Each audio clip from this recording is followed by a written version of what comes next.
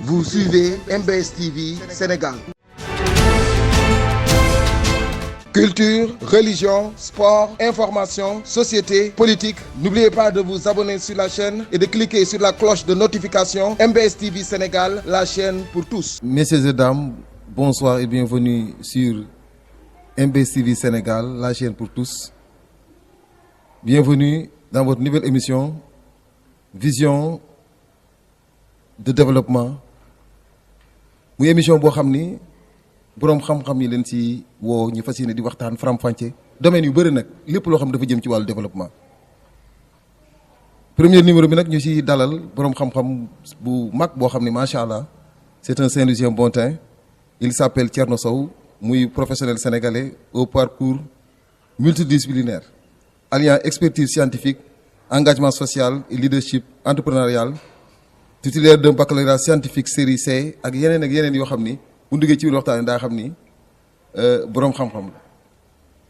Boroom xam-xam nag bu xamlewul dara moom mbaamu yéenu sëfama yam waaye moom boroom xam-xam la boo xam ni xam-xam bi yaatu na macha allah waaye da ci ngay partagé di ci waxtaan nit ñi di ci jëriñu. Thierno Sow, salaamaaleykum wa rahmatullahi taala wa barakaatu. Aleykum salaam wa rahmatullahi taala wa barakaatu. Notre grand frère, ami et parent Moïse Seck ñu ngi lay nuyu di la ziar di am mbégte toujours di la gis la rek mbégte la xam la moo rawati et puis yaa ngi may dig émission bi ça fait 2 ans mais tey la koy yàlla dogal di nuyu aussi notre frère Mass yal na nekk télé bu barkeel xam naa télé en ligne la mais yal na barkeel et lépp luñ fi wax yal na am njëriñ amiin et que yaa ngi may jox grade bu ma amul borom xam-xam borom xam-xam déet man kay ndongo daara laa dañuy jéem a taataan rek xëy na bëgg nañu recherche bëgg nañu science bëgg nañu culture bëgg nañu social bëgg nañu développement et que seen émission ngeen tudde ko développement et que développement moom lay nit ku ne di wër moom lay dëkk bu ne di wër yal na ko yàlla defal Sénégal yal na la ko yàlla defal yow ak ma defal ko moroomu julli amiin waaw émission bi de tàmbale na nag Thierno dañuy faral di dégg ñu naan on parle souvent de développement de pays sous-développés de pays en voie de développement de pays développés mais développement si boppam mooy lan bon développement xam nga nit ñi bu ñu waxee développement léegi dañ koy cantonner sur l'économie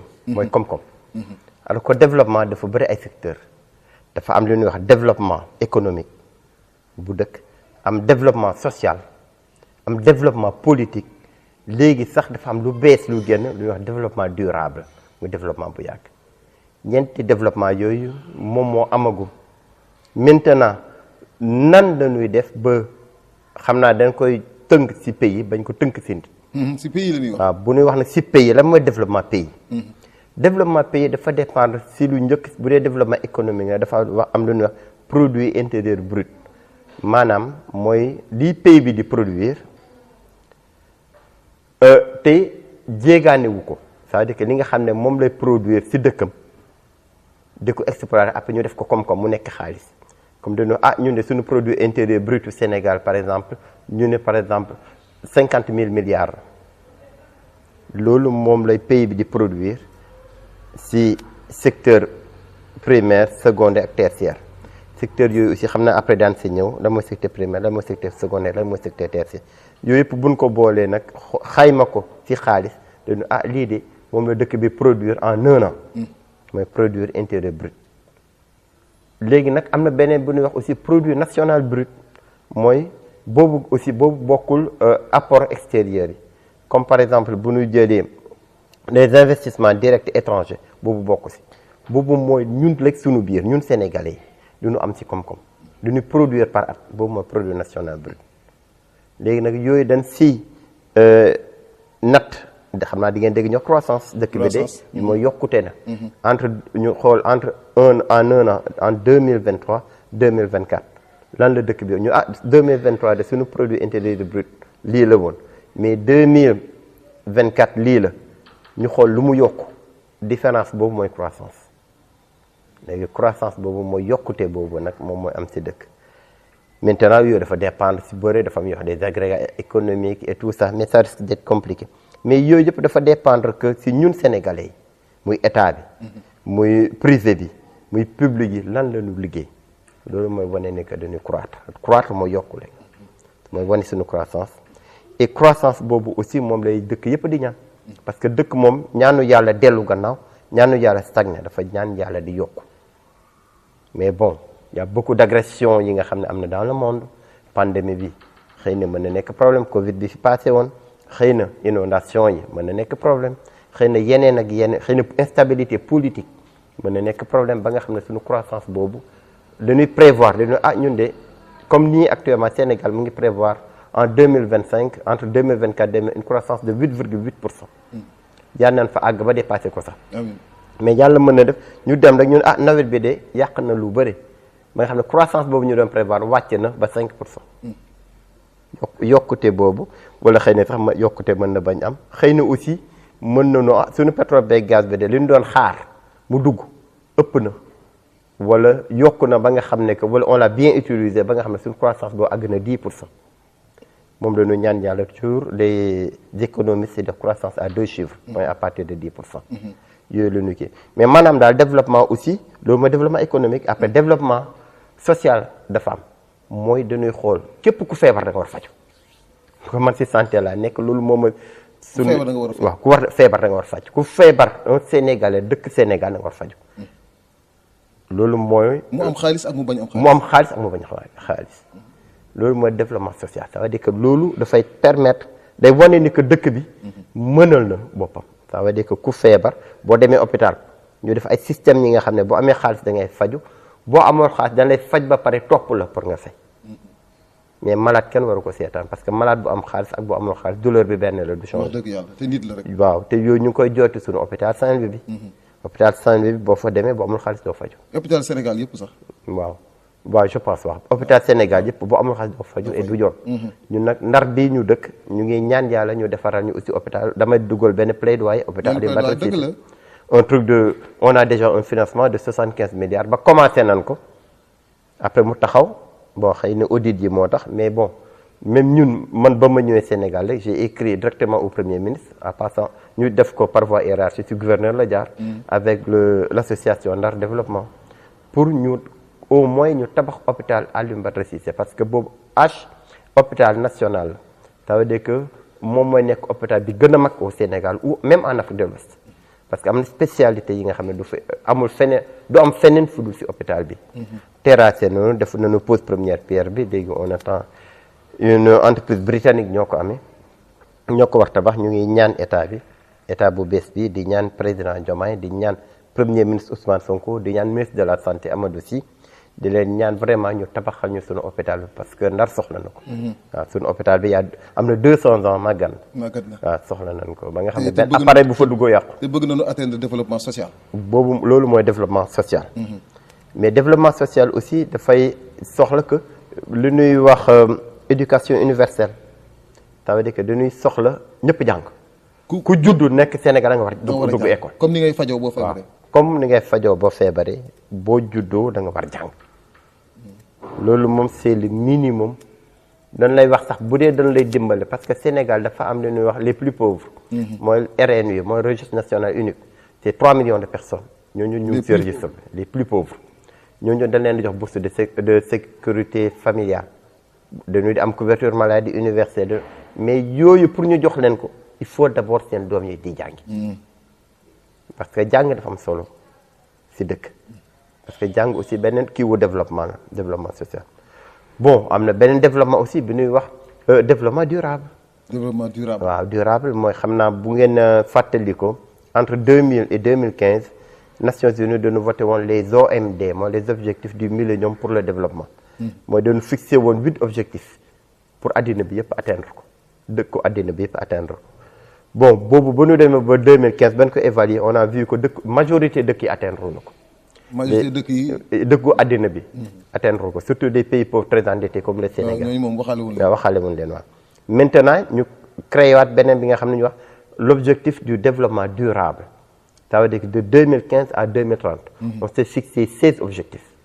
ñi nga xam ne aussi ñu ngi koy jéem a atteindre mais c'est difficile parce que lan la ñu gën a soxla énergie durable c'est-à-dire bëggatuñu énergie bi nga xam ne day jeex ñu ne da ngay dem gas pétrole ñoo def lakk ko mu jeex après nga toogaat non léegi dañuy wax noonu comme jaww ji day joxe naaj comme ngelaw bi day joxe jaww ji day joxe énergie ngelaw bi day joxe énergie mbalit bi day joxe énergie moo tax biomasse géej gi day joxe énergie géotechnique mooy boo gasee ba ci suuf day tàngaay boobu day joxe énergie ñu ne noonu utiliser ces ressources pour mën a dund loolu du jeex te du polluer loolu mën na développement durable li nga xam ne day dur bu ñu def agriculture aussi ñu ne nanu def agriculture durable bu ñuy bay nanu fexe ba nga xam ne bu ñuy bay dañu utiliser engrais chimique bi nga xam ne da rey suuf si bon boo demee dans le monde entier bu ngeen gisee États-Unis Amérique moom bokkul woon ci àddina dañ ko tegoon fële la mu nekk ay tool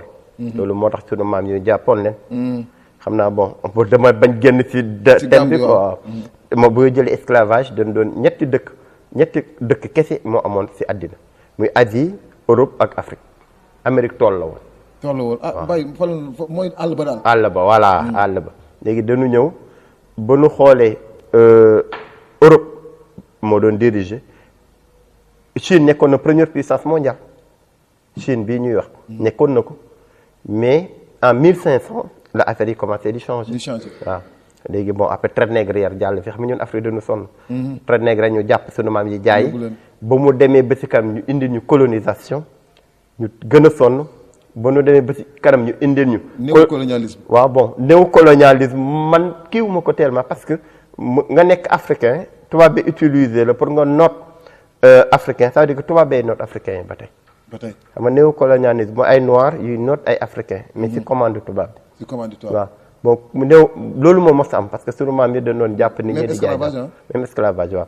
moo tax dama koy sende rek en trois parties esclavage colonisation ak li ñuy wax endettement forcé dañuy forcé dañ leen di lebal par force da ngeen di jël par force da ngeen di teg intérêt par force da ngeen def moom la ñu nekkee ba te da ngay jël sax parce que da nga koy soxla waaw mais même boo soxla da ngay jël parce que xam nga addina bi dafa ba européen ba nu dajeloo not sunu maam yi ba nu bay ba xaalis bëri ci addina bi dañu amoon assez de liquide ñu ni mais nan la ñuy def xaalis bi nan ko am ñu ni ko nan ko jox Amérique bañ ñu non je vais pas prendre cette dette ñu ne nag nan ko forcer les pays africains. wallaay ñu jox ñu ko à un taux aussi bi nga xam ne dañuy fay.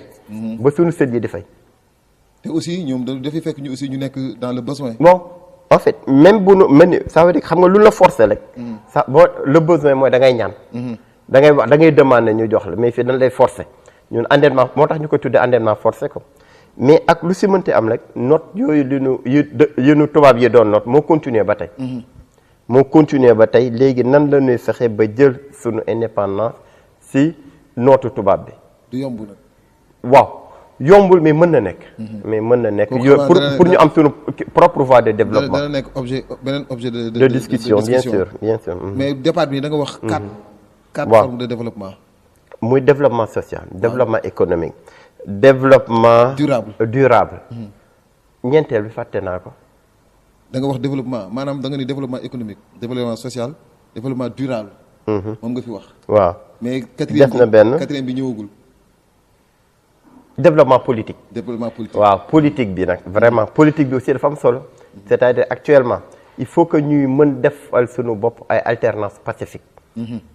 nga xam ne du am xeex du am xuloo du am saaga da ngay ñëw yow yaay laaj réew mi da nga koy laaj ci yoon bi mu gën a civilisé. kiy gérer aussi ki ngay bëgg remplacer aussi mu jox la ko de la meilleure manière possible. loolu ñan laa ci gën a ndaw mooy les dragons ça veut dire que boo jëlee Singapour. nga jël Corée du Nord nga jël yenn dëkk yi côté boobu ñoom ay kii pacifique la ñuy def.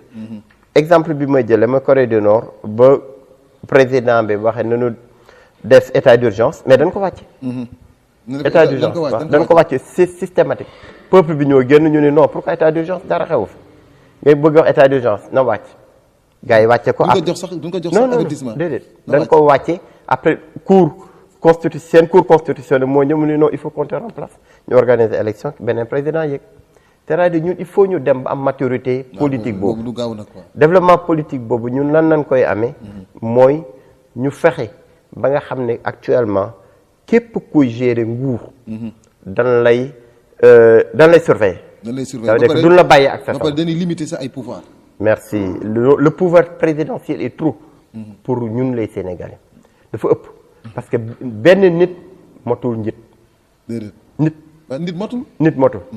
yàlla kese moo mat njit boo gisee ñun suñu référentiel mooy Muhammad sallallahu alayhi wa sallam parfois yàlla da ko doon wax de taxawal place nit yonente nga maa la may li nga am ba pare léeg-léeg saa yi sax dana ko dañuy diisoo. merci ndax li nga wax yàlla la ko wax wala sa xalaatu bopp la yooyu yëpp day wane ni que amul benn nit bu mot pour jiite comme benn nit motu pour jiite bu nu jiital benn nit nanu jiital au moins benn nombre bu impair nanu dooleel moo tax 3 pouvoirs yi am législative judiciaire et exécutif mais ñetti pouvoir yooyu il faut que mu am une bonne séparation ba nga xam ne ku ne da ngay am doole président ni muy amee doole magistrature noonu lay amee doole assemblée noonu lay amee doole et que képp ku am majorité nekk président war a am majorité à l'Assemblée nationale parce que sinon yëpp les choses passent et se répètent boo gisee majorité mécanique bi amoon temps Abdoulaye Wade mu am temps Macky Sall mu am temps président Diomaye. l'histoire s'est répétée de la même façon. ça veut dire que bon kon du am njëriñ parce que lu président bi wax tey ji man foogoon naa rupture bu ñu koy wax Ousmane Sonko bu bëggee dara assemblée nationale ku bokk parce que dañ ko ne déedéet PM lii d'accorduma si ak yow. mais da ngay gis ñoom ñëpp sans exception. ça veut dire que ñu ngi woote njiit mais motaguñu njiit. monsieur Sow da nga wax da nga dugg ci développement ci fànn yëpp. da nga wax le développement économique. dafa am nga xam ni foofu on parle de PIB. produit intérieur brut. di wax aussi PNB. produit intérieur produit national brut. maanaam ak croissance muy côté muy ak croissance. foofu sax balaa may sori danaa fa bëgg laaj croissance. est-ce qu'on peut parler de croissance sans parler de développement. bon léegi actuellement xam nga le développement c'est pas quelque chose bi nga xam ne dafa statique dafa fixe. le développement est dynamique. tey jii mën nañoo Sénégal de bu demoon ba am une croissance par exemple de 10%. booba développé na. alors que bu atteindre croissance 10% toujours dina am yuy des dañuy bëgg am atteindre croissance 20% bu ñu atteindre 20 dañuy bëgg 30 c'est-à-dire tey bu nu par exemple bi may joxe tey Sénégal bu amoon doole bi Espagne am dañu waaw baax na de waaye dañoo bëgg doole France. bu nu amee doole France ñu ne ñu ne dañu bëgg doole Chine. bu nu amee doole Chine ñu ne dañu bëgg doole États-Unis. c'est-à-dire xam nga nit mooy on tend toujours vers le merci c'est-à-dire loolu aussi mooy pousser nit ñi ku ne di gën a def effort. di gën a def effort mais comme Sénégal xoolal Sénégal les années 80 ak Sénégal les années 2025 xam nga ne Sénégal changé. y a une grande différence. waaw y a une grande différence. tali amul woon. année 80 benn tali moo fi amoon. boo ñëwee pont yi bëriwul woon faju bi mais jafe woon na ainsi de yooyu lekk bi jafe woon na. y avait les crises de famine bi aussi amoon na fi ak yooyu mais on a senti que yu bëri mu ngi amélioré wu. mais fu nu toll nii non Sénégal dafa sous-développé ba tey dañu bëgg yokk. moo tax la notion de développement ça peut pas se définir d'une façon statique ça veut dire c'est quelque chose bi nga xam day bouger. waaw amul kenn ku la mën a wax ni lii mooy développement dëkk bi bu àggee fii développé na léegi nag am na ay chiffres yi nga xam ne mën nañ ko joxe ça veut dire que bu ñu amee par exemple le produit national brut par habitant dañu ne bu dee passé na $5 booba ce pays développé na bu dee en dessous de $5 ce pays sous-développé na parce que fi mu toll nii mën nañu wax ni pour dëggal li nga wax rek. France développé na. mais ak pas niveau bi Chine nekk. mais pas niveau bi États-Unis nekk. merci waaw te pourtant ñoom ñëpp ay pays développé na. mais à des degrés différents. mais am na cercle bi nga xam ne cercle des pays développés dañuy xool léegi ce produit national brut par habitant. c'est-à-dire que dañuy xool li Sénégalais yi di gagné ñu diviser ko par 18 millions de Sénégalais xool ku ne ñaata nga yem. bu ñu ne yow de bu dee am nga par exemple 5000 jàppuma chiffre bi nag damay wax nii rek d'une façon indicative ñu ne yow de bu dee am Sénégalais bu ne mën na am 5000 ci koom-koomu Sénégal kon Sénégal développé na. bu dee nag Sénégalais bu ne même li nga wax nii de façon pas précise sax. àgguñu fa nag. waaw àgguñu fa non kenn amul boo ko divisé matuñu. motuñu daanu am 1000 francs sax. non motuñu 1000 francs sax loolu moo tax ñu bokk dans les pays pauvres très endettés. waaw Sénégal loolu la mais bon. boo jëlee aussi côté boobu aussi dafa am benn indice bu dugg ma wax l'indice de développement humain. indice de développement humain mooy yow boo nekkee Sénégal ni muy neexe si yow ni ngay neexe dund bi lekk ba suur naan ba mandi ak boo amee tuuti moyen quoi léegi nag boo amee fii tuuti moyen dem États-Unis par exemple nga xam ne ñoo la ëpp xaalis pauvre nga fay ne. waaw non même en dehors de pauvreté mais taux de criminalité bi man xam nga maa ngi New York mais man dund Sénégal moo ma gënal dund New York parce que déjà New York cher na New York amul nelaw amul sécurité parce que chaque 2 minutes am na shooting 2 minutes bu ne si journée bi ça veut dire que y a 12 shootings par jour léegi ak criminalité bi sàcc bi instabilité beeg yooyu yëpp moo tax indice de développement humain dëkk yi dañuy varier mën nga gis un pays sous-développé mais moo am un bon indice de développement humain nga gis pays très développé comme les États-Unis moo gën baax indice de développement humain dans le monde.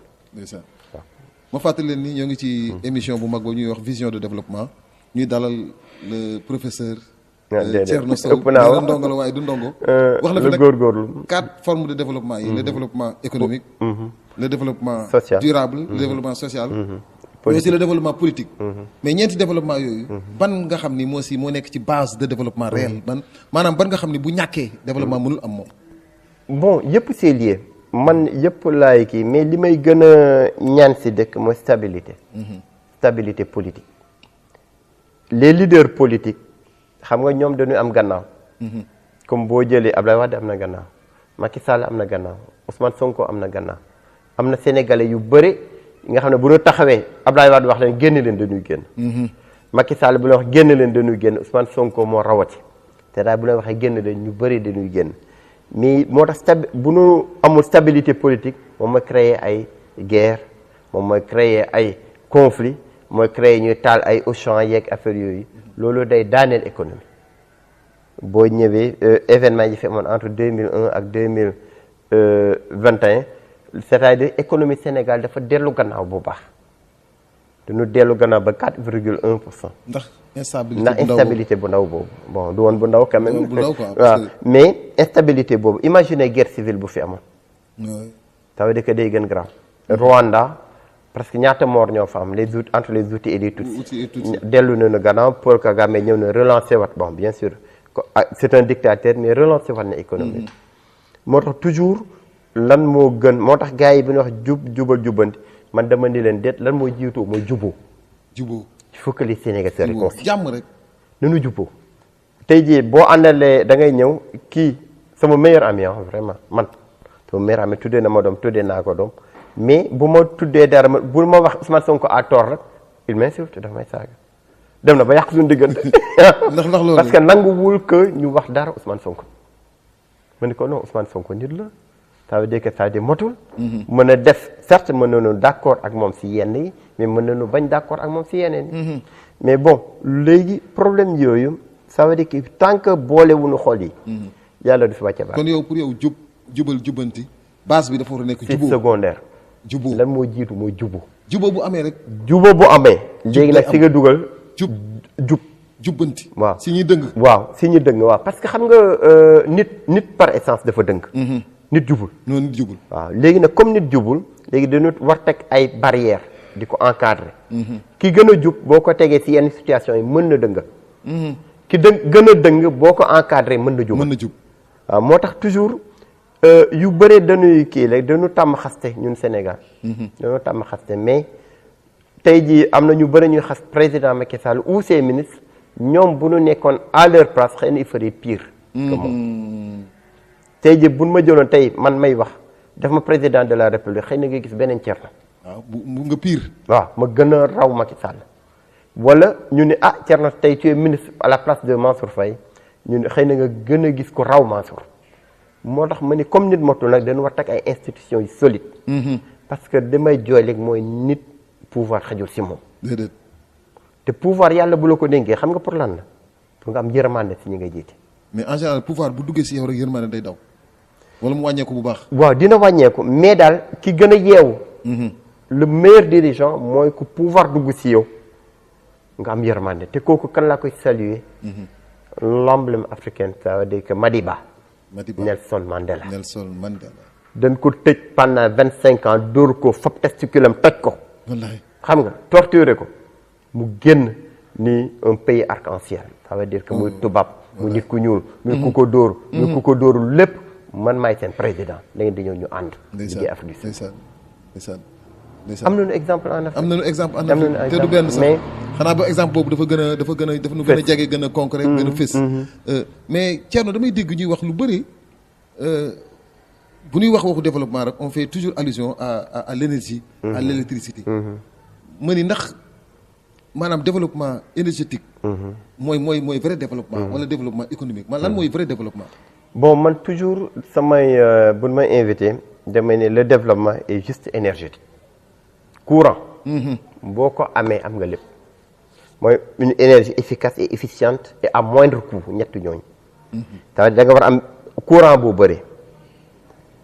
bëre bu baax te doy ak bu cheru ñett yooyu nag dina metti dina metti mais mën na nekk mais pour en Afrique ñun war nañu mën am loolu ndax source d'énergie le soleil am nañ ko am nañu le vent source d'énergie la am nañu l'eau am nañu yeneen pétrole gaz maanaam maanaam li ñu yor ci ay source d'énergie dafa bëri mais pourquoi ñun mën nu am développement énergétique te da nga jàpp ne développement énergétique boobu loolu kese mooy indi nag développement vrai réel mooy bu indi vrai développement économique mais lan mooy suñu problème xam nga lan mooy suñu problème déjà ñun dañu soxla jàng dañu soxla jàng xam-xam transfert de compétence xam nga àddina ni mu bindoo tubaab loo ko bañ da nga koy nangul xam-xama bu muy wax tubaab nag du deru tubaab mais Occident mooy ñi juddoo ay Europe ak États-Unis lu tax mu nekk première puissance mondiale c'est parce que dafa bëri recherche scientifique boo demee MIT University mooy gën a mag ci recherche scientifique boo demee Silicon Valley mooy ñi nga xam ne que dañuy presque chaque jour ku am xam-xam ci àddina bi dañ la fay indi buñ la fa indee nga topp di gëstu di découvrir di ko wone di jàngale di kii sax même pas jàngale mais nga def ay recherche dafa am lu ñu en américain ñu R&D mooy recherche and développement loolu la ñu gën a soxla ci àddina yépp xam-xam nga ñun nag yàlla daf ñu nattoo xam-xamu wax boo jëlee les meilleurs avocats les meilleurs administrateurs les meilleurs théoriciens les meilleurs soxna si prof français la dama koy tooñ rek les meilleurs jàngalekatu français xam nga dégg français bu jub ak pël bu jub ak olof bu jub benn la langue la waaw te langue mu ngi maanaam moteur de développement la maanaam langue du langue bi mooy développé mais non voilà maanaam mais xam-xam bi ok xam-xam mooy développé te xam-xam il faut nga mën defar dara ak sa loxo xam nga xam-xam cer na soo am xam-xam la di topp di wax nii amul njëriñ cer na soo xam-xam boo dafa jaar si baaraam yi te scientifique yi doon découvrir ne que yow boo sa doom wala sa élève buy jàng sax di ko wax muy recopier bu recopier rek day des si bopp bi y a une liaison entre fii ak si bopp bi mémoire bi man jàng leçon mosuma koy def recopier leçon rek laay def boo recopier rek mu dugg ci mémoire dugg da nga koy jàpp te boo ko jàppee dootoo dañ mais léegi xale yi ku jàng ren doon boo ko laaj mu fàtte sànq am na ay élèves yu nekk si suuf école la ay élèves yuy def première C première S1 chimie lañ doon def mu ne ko lii man ñoom ñu fàtte te ñoom daaw leen ko jàngoon man ba ma ko jàngee ça fait 40 ans fàtte moo ko te mosuma ko jàngat recopier rek waaw mu recopier kese parce que ce sont des choses qui restent booy recopier da ngay fa paquet feuille blanche teg fële fab la feuille di lire di recopier boo ko kiiwee da ngay jàpp lu bëri il faut nit ñi mën defar dara ak seen loxo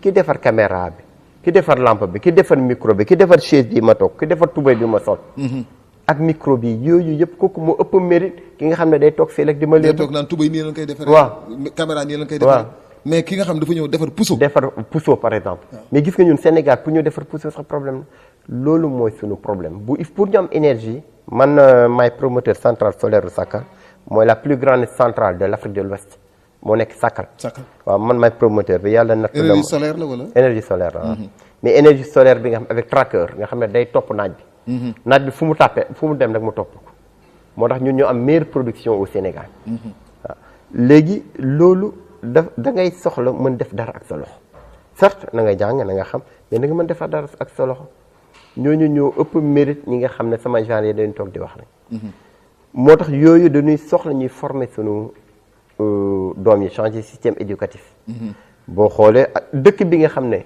ñi def bac yaa juste 35% de bacheliers. dëkk boobu nga ne dafa bëgg mu développer. mais foofu aussi war nañu ñëw aussi ci wàllu njàng mi. xam nga formation bi ñun ni nga ko waxee nii rek littérature la ñuy jàng. maanaam bu ñu paree daanu mën a wax daanu dégg langue. daanu mën a expliquer. théorie mais concrètement. pratique loo xam ni maanaam la formation professionnelle moo fi manqué dëgg-dëgg. merci loolu aussi problème la. mais fi nga waxee nii léegi aussi si wàllu électricité. war nañu am beaucoup d' énergie. énergie bu baax ba pare. yomb mais loolu énergie bu baax énergie bu doy en abondance ak bu. moins cher mais loolu ñett yooyu Sénégal war nañ ko mën am. waaw mën nañ ko am. parce que ci solaire bi wala ci. non mën xam nga léegi dafa am lu ñuy wax mix énergétique. solaire bi daf ñuy actuellement suñu réseau je pense on a presque 100 ak ba 150 muy 250 mégawatts suñu réseau énergétique nga xam ne énergie. kii la non énergie renouvelable énergie solaire ak éolienne. parce que Taïba Ndiaye éolienne la booy dem Taïba. Tivaouane. boo ko paasee li nga gis éolienne yu mag yooyu. boobu mooy centrale éolienne de Taïba Ndiaye. boobu aussi j'ai un ami moom moo ko développé am na centrale solaire bu bokkal booy dem Dagana panneau solaire yooyu ñu def nii. 20 mégawatts la am na centrale solaire bu Meewaan mooy wetu Mexe. mais pourquoi ñuy choisir yenn sites yooyu foofu naaj bi si lañ koy gën a mën a utiliser wala. non du si naaj bi wala espace la. non du si naaj bi c'est-à-dire centrale solaire bi boo produire ba pare. da nga koy soxla jox Sénélec mais Sénélec dafa am lu ñuy wax les sous-stations il faut mu jege sous-station ça veut dire que fi nga xam ne Sénélec am na fa station buy mën a jël courant bi ngay produire. loolu la mais kii wu rayonnement solaire yi au Sénégal presque fu ñoo xaw a yem bëri différence bi bëriwul. xam nga rayonnement solaire mooy lumière bi. ak tàngaay bi dafa wute ñu soxla wuñu tàngaay bi mais lumière bi rek la ñu soxla waaw alors que bon je pense qu'on a 3500 heures de lumière par année loolu nga xam ne presque amul fenn. mais loolu war na mën a loolu kese sans énergie éolienne bi sans énergie maanaam beneen énergie bu mën a doon. mais solaire bi rek Sénégal rek war na ko mën utiliser n'est-ce pas. bien sûr waaw c'est-à-dire mën nañu comme boo jëlee en Inde. il y a la plus grande centrale solaire du monde. ñoom dañu jël lu toll na Sénégal presque 200 kilomètres carrés def ko ay panneaux solaires di ko récupérer ñu ngi 150 millions de familles ñu ngi ko utiliser alors que ñun 20 millions kese lañu. c'est-à-dire que mën nañu fexe mais la mu inconvénient solaire doo ko mën stocker doo ko mën denc. mais jarul denc parce que soleil chaque jour. waaw mais guddi du am soleil. waaw mais est-ce que amul technique de récupération ak technique. waaw loolu mooy denc mooy mu la wax les accumulateurs. da ngay soxla ay batterie di fa denc pour guddi gi nga utiliser. léegi nag actuellement technologie addina bi amaguñu batterie bu mën denc courant bu bëri amaguñu ko si addina bi. mais day recherche muy continuer courant bu bëri nii. mais par exemple mën nga boole énergie solaire bi énergie éolienne bi nga boole ko ak yeneen énergie yu ñu yor nii nga xam ni da nga koy boole yëpp bu guddee nga utiliser mais bu bëccëgee nga utiliser solaire. Sénégal si la commencé na ko moom la wax mix énergétique Sénégal commencé na ko. Sénégal mu ngi def liggéey bu mucc ayib ak ministère de l'énergie. depuis presque 10 ans. ñu ngi si état Sénégal mu ngi def mix énergétique bu mucc ayib. et que mu ngi développer le secteur énergétique bi nga xam ne d'une façon bërki démb la ñu ko jógee lu ñuy from gas to power gaz bi ñuy jëlee fii Sangomar pas Sangomar kii GTA. à Saint-Louis fii. gaz boobu dañuy créer benn réseau xëy na booy dem wetu Gànnaaw gis nga. benn sous-station bu nu fa def di ko def dafa am lu wax le RGS le réseau gazier du Sénégal dañuy jëlee gaz bi fële à 3 kilomètres si géej gi xëcc ko ba foofu tuyau lañ fay def bu ñëwee moom mooy alimenter turbine buy lakk courant boo gisee ñoom Samuel Sarr defar nañu aussi benn turbine à gaz fële Sendou lañ ko defaree léegi depuis bërki démb turbine u Sénélec yëpp changé nañ ko dootu nekk gasoil bi muy lakk mais gaz lay lakk parce que ñun am nañu gaz bu baax dañuy dem di alimenter suñu ko normalement courant war na wàcc. courant war na wàcc war na doy. dina yokk dina wàcc dina doy et que loolu mën a conduire sur l'industrialisation ça veut dire que day tax ñun am nañu fer am nañu 37 minerais ñi nga xam ne ñu ngi nelaw mën a gun leen exploiter parce que amuñu courant bu doy mais suñu courant bu doyee phosphate bi Matam xam naa dégg ngeen ko. boobu suñu frère Cheikh Amar moo ko amoon il y avait un financement de 315 milliards mais xaw ma fan la mujj. et je pense que mujj ko utiliser xëy na keneen moo ko reprendre ñu ngi exploiter phosphate Matam bi commencé na déjà. parce que courant bu doy mu ngi ñëw actuellement boo jëlee fer Falémé bi suñu fer bi am nañu projet exploité ko bu dee parce que courant moo bu bëree moo koy togg. parce que on met beaucoup de roche lakk ko jusqu'à 3000 degrés mu seey ñu récupérer fer bi après dootuñu soxla même bu mën nañuy defar suñu oto bopp mën nañuy defar yooyu. xam-xam rek et lu si gën a neex pour Sénégal mooy sunu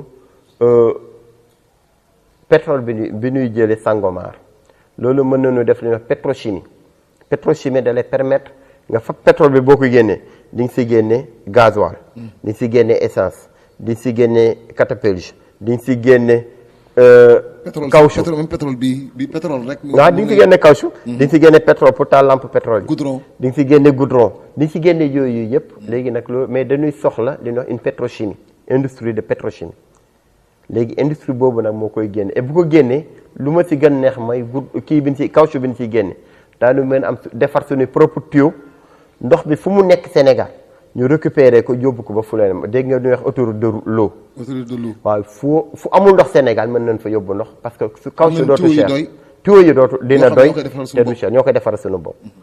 et je souhaite que je pense que état bi man en fait li may wax ni yëpp état xam na ko. ñoom ñoo ma gën xam peut-être ñoom yooyu yëpp dafa ay tuyau yu mag jël lac de Guiers bi mu ngi nii on a utilisé moins de 10% wu lac de Guiers bi. moins de 10% utilisé. moom ndox bi nekk lac de Guiers parce que loolu ressource bu nu yàlla may naturel. loolu bu nu ko xëccee yóbbu ko Kaolack yóbbu ko Kolda yóbbu ko Touba yóbbu ko feneen ak feneen mën nga bay noor mën nga bay nawet mën nga dundal. et damay féliciter aussi j'ai oublié pour le ranch de Dolly. dañ ko clôturer léegi. def forage ci biir nag yi demuñu wutee pël sama mbokku pël yi màngatuñu ñun sunu maam yi dañ doon màng. di dem di wuti ñax parce que ndox. lépp mu ngi sur place. loolu nag mooy mu leen élevage intensif. dañ ko répété un peu partout mangue dafa war a xewi. dafa war a xewi. dafa war a xewi. man gis naa Italie foo xam ne dañuy bay moo xam ni pour dundal nag yi kese la ak fas yi. maanaam mbay mi. pour mooy culture fourragère commencé nañ ko. nga xam ñoom dañ leen defal loo xam ne dañ koy dund at. mbay maa parce que ñoom xaaruñu ay taw pour bay. waaw kuy xaar taw pour bay moom yooyu dépassé nañ ko. moo tout ça. ay waxtaan la yi nga xam ne que il faut que sénégalais bu ne approprié ko ñëpp xam ko. ñëpp buñ ko xamee rek day nekk. léegi nag buñ ko xamul day poser problème. moo tax nañu encourager rek l'éducation. njàng bi ne gars yi di jàng surtout les formations professionnelles. j'ai bien aimé def nañu 14 ISEP. bon 3 ñoo pareegum am na des bi pareegum. y a 11 yu ñu war tabaxaat. gouvernement bii ñëw bees ñu ngi ñaan yàlla ñu continuer ko. mooy institut supérieur d'enseignement professionnel am na boo dugg Thiès am na benn bu fa nekk. maçon menuiserie agriculture élevage yëpp lan lay jàng. xam-xam loolu mooy. nga xam boo ñëwee ba yéene da nga mën liggéey ak sa loxo. merci loolu mooy xam-xam. mais kañ leen di toog ba nga xam ni daa mën toog si ville nii ni man utiliser ma benn courant bu Sénégal utiliser ma kenn man sama énergie solaire laay utiliser. sama kër. am na mais loolu am na ay jamono dañ ko tere nit ñi. waaw mais loi la woon. mais la loi de 2010. kase na ko ça veut dire que loolu amatul. yow bu la neexee sama kër gi bu ma neexee ci kaw ma def samay panneau solaire wala def sama benn éolienne am na j'ai ma sœur mu ngi Saly du laal compteur du Sénégal. am na fulla. waaw moom ndoxam du laal SONES kiwam du laal SONES dafa gas teenam dafa ay filtre yu mag de récupérer ndox yi si lay naan si lay fóot si lay def lépp. et que teg ay panneau solaire am ak benn éolienne am guddi gi éolienne bi départ bëccëg bi panneau solaire bi mooy def frigo bi four yi micro-ondes ak lépp amul lu muy fay xanaa entretien bi lay def rek par waaw mais nag lan mooy problème bi mooy l'investissement de départ du solaire est cher. mais li ngay fay Sénélec doo ko tegle 10 ans même pas moom à moins de 5 ans nga amortir même pas j'avais fait ce plaidoyer avec Alassane Samba Diop que je salue au passage à ITV. J'avais dit en fait il m'avait invité je lui avais demandé mais attends avec 230 milliards tous les toits sénégalais auront un kit solaire nous on avait fait l'étude en 2013. mais aussi loolu dafa arrangé wul gars yi ce sont des commerçants xam nga ñoom tam dañuy liggéey pour di jaay courant di récupérer xaalis. mais aussi maanaam bu Saint-Louis yëpp bu ñu ñëwoon par exemple am ay solaire Sénélec du arrangé Sénélec. boo xam nga Sénélec état moo ko fi teg. te état population bi moo ko fi teg comme ça njëriñu population bi moo war primer surtout. et njëriñu population bi mooy toit bu ne am kit solaire kon état dafa war jàpp ci projet boobu pour mu sotti. vraiment waaw parce que en fait man gaw ma ni que man maa gën bëgg Sénégal. le président. wala président yi fi jaar non man jàpp ma loolu. man dama jàpp ni que ñoom bëgg nañu man bëgg naa. c'est-à-dire que noonu bu nu kiiwee rek. parce que ñoom dañ fi nekk aussi pour population bi. merci dañ fi nekk pour population xam naa li ñu nar a tëjee rek mooy dañ leen di junj rek maanaam chambre froide bu mag bi nga xam ne yaa ngi ko fas yéene def fii. pour nga xam ne pêcheurs yi seen jën yi. dootul kii. maanaam loolu. da nga ko def ak sa fonds personnel. te ba nga ko defee aussi defoo ko da nga ko def de façon désintéressée. defoo ko pour après ngay liggéey si xaalis n'est-ce pas. bëggoon nga lay jox na tuuti leeral foofu rek. bon en fait xam nga concept man dama yàgg bëgg bricoler. la conception. dama ko yàgg je suis en train de concevoir ak grand bi si atelier bi nii benn chambre froide bi nga xam ne que day am au minimum 3 mètres 4 mètres ak 5 kii après boo jógee da nga koy may marché bi nga xam ne ñu si bëri seen jën day yàqu. ñoom après bu ñu demee ñooy wut salle bu ñu ko def. ñooy wut fu ñu ko dugal rek après bu la neexee sax bañ ko dugal feneen teg ko si mbedd bi parce que dafa bëri na États-Unis buntu boutique boo gis ñu ngi ko fa teg. mais boo ko teg léegi si fi fa ngay dee ndax dana mën def capacité lu bëri daal. bon ça dépend parce que actuellement c'est presque tous les jours mën na congeler 500 kilos. 500 kilos c'est bon. 500 kilos wala nga def 500 kilos glace après nga kii ko utiliser ko. te gars ngay togg glace ba mu génn. ba mu génn maa ngi conseillé aussi gars yi defar glace pour utiliser ko si jën yi nen si yokk xorom. le NaCl day tax glace bi du gaaw seey. technique la bi nga xam ne gars yi xamaguñu ko. kon kay mën nañu jël ndoxu géej gi rek. ndoxu géej gi bu ñu ko jëloon congelé ko. mooy gën a yéex a seey que ñu jël eau douce congelé ko. na ngeen def expérience fabal ndoxu géej la nga dugal ko sa frigo ba mu wow. nga fab ndox robinet def ko frigo après nga teg nii bii dina def 2 jours bii du def sax 12 heures de temps. loolu day gën a mën a conserver jën yi quoi. te jën yi bañuñu xorom. loolu aussi monsieur Thierno Sow le temps qui nous était imparti touche à sa fin. xanaa ñu def tàggoo bu lu tàggoo ndax yow foog ñuy am ay série d'émissions di waxtaanee développement. émission nag mi ngi tudd vision de développement. maanaam lépp loo xam ni day xëccu ak dañ koy séentu ci wàllu développement rek. daan ko waxtaanee incha allah. incha allah xanaa nga def tàggoo bu lu tàggoo rek. bon en fait je vous remercie c'était juste pour insister sur une chose. C'est-à-dire actuellement au Sénégal la politique prédomine sur tout. Je salue votre initiative, le développement. On a besoin de développer ce pays et c'est possible. On a des ressources naturelles yi nga xam ne intarissables. Le pétrole est là, le gaz est là. Et qu'avec un peu d'organisation et de méthode, et surtout j'insiste sur l'éducation. L'éducation des enfants et surtout l'éducation scientifique des enfants. Vraiment là, il faut que l'État réfléchisse comment en fait réorganiser notre système éducatif pour qu'on enseigne plus de mathématiques, plus de physique, plus d'économie, plus de technologie. Sinon, on va former beaucoup plus d'avocats, d'administrateurs, alors que l'intelligence artificielle est là pour remplacer tout ça. Il n'y a que 3. En fait, il y a des études qui ont été déjà faites. Il n'y a que 3 spécialités qui vont échapper à l'intelligence artificielle. Il n'y en a que 3. Mais tout le reste, on a prévu en 2026, 15 000 emplois vont disparaître. 15 millions d'emplois seront remplacés par l'intelligence artificielle. C'est pourquoi il faut tout juste vraiment qu'on fasse un saut de grenouille. En anglais, on l'appelle fox flips en économie. C'est-à-dire qu'actuellement, on doit égaler les pays développés, comme les États-Unis et la France, copier sur leur système éducatif, l'adapter à nos cultures, l'adapter à nos réalités pour propulser le Sénégal sur l'orbite du développement. Mais c'est tout ce que je demande aux Sénégalais et surtout à nos dirigeants. Mais rassurez-vous, ce n'est pas seulement le président de la République, le ministre, le gouvernement qui développent le Sénégal. Ce sont les 18 millions de Sénégalais qui doivent s'imprégner. Ce sont les 18 millions de Sénégalais qui doivent être informés, éduqués au développement et surtout au développement durable. Bon foofu lu nu amul lu ñuy tëjee c'est pour mes amis yi ngi nekk de l'autre côté. ñi nga xam ne dégguñu olof. ndeysaan waaw mais doolu la ñuy tëjee di la gërëm daal. te di nekk à ta disposition 24 sur 24. 7 jours sur 7 chaque semaine incha allah daan def émission bu mel nii. on parle là uniquement de développement. mu doon seen émission vision de développement fi mu tëjee foofu lay tëjee ndax politique dafa war a nekk l'art de gérer la société maanaam politique daf nu war a tax ñu xam nan la ñuy fexe ba suñu éducation baax. nan la ñuy fexe ba xam suñu dox ba suñu économie baax politique moo ñu si yóbbu bonne politique la ñu war a utiliser ba nga xam ni dañuy am développement économique am développement social am développement politique si boppam. mais aussi am développement durable. politique loolu la war a jëriñ mais pas politique pour xëccoo pas politique pour ki toog nga ne na wàcc ma yéeg ki yéeg moom it bëgg fa toog ni du wàcc politique du loolu politique. pour seet nan la ñuy def ba am 4 formes de développement yooyu la. moo tax ñu doon dalal nag boroom xam-xam bi macha allah professeur Thierno Sow. mu doon seen émission vision de développement fii ci MBS TV Sénégal ñu àndoon ak le grand réalisateur Mass ñu koy ñaanal xam-xam bi yokku. amiin yaa rabbi. MBS TV moom it bokk ci développement yi xam naa développement multidimensionnel lay doon incha allah. Moïse Seck laa tudd rendez-vous donné pour la prochaine fois incha allah toujours sur MBS TV Sénégal la chaîne pour tous.